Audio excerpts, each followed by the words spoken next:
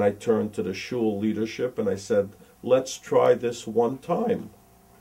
And we made a minyan, and unfortunately that one time is now 10 years later.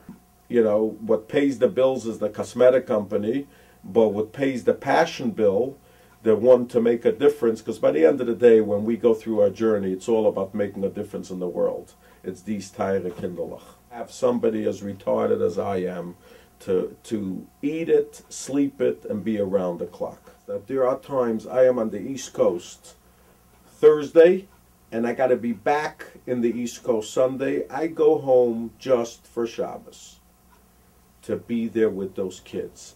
It's just a way of life. This is my office, the cosmetic company, but in my top drawer, more than my customers, I have what's known as KYY, Kol Yaakov Yehuda. These are the files. These are the things that we do.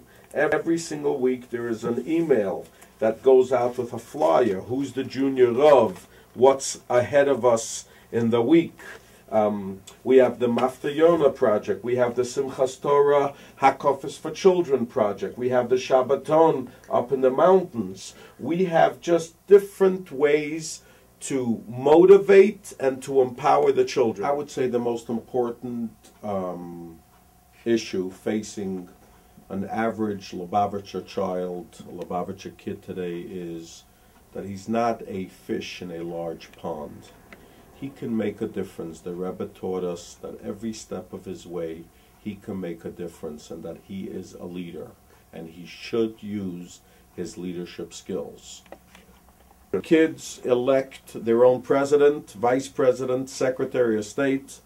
Every single Shabbos there is a junior rabbi. Whoever has a birthday comes in and he gives the sermon. We have a gabbai and a gabbai rishon, gabbai sheni, gabbai shlishi. By the kids, for the kids. If someone comes to me and says, Reb Mendel, can I get an aliyah in your shul? And I say, you got to speak to the gabbai. It has nothing to do with me. I stand on the side and run it, of course, but we empower the children to have leadership skills. A lot of people were a little bit skeptical, and I have till today Rashi Yeshivas who come to me and say, Mendel, as I look out at my zal during davening, I know which kids went to Kol Yaakov Yehuda and which didn't. And that's what keeps me going. I do have to give credit where it's due. When we were growing up in Crown Heights, way before it was popular, there was Rabbi Goldstein, known as Uncle Yossi, and he used to have a little minyan on Carroll Street. And I would say that this is probably a direct result of that program, as well as also Rabbi Zalman Turnik once came to Crown Heights in the 70s and started a Hamaora program. He gave us hats, he gave us buttons. So we've come to realize that children groups are very, very important for unsere Kinder.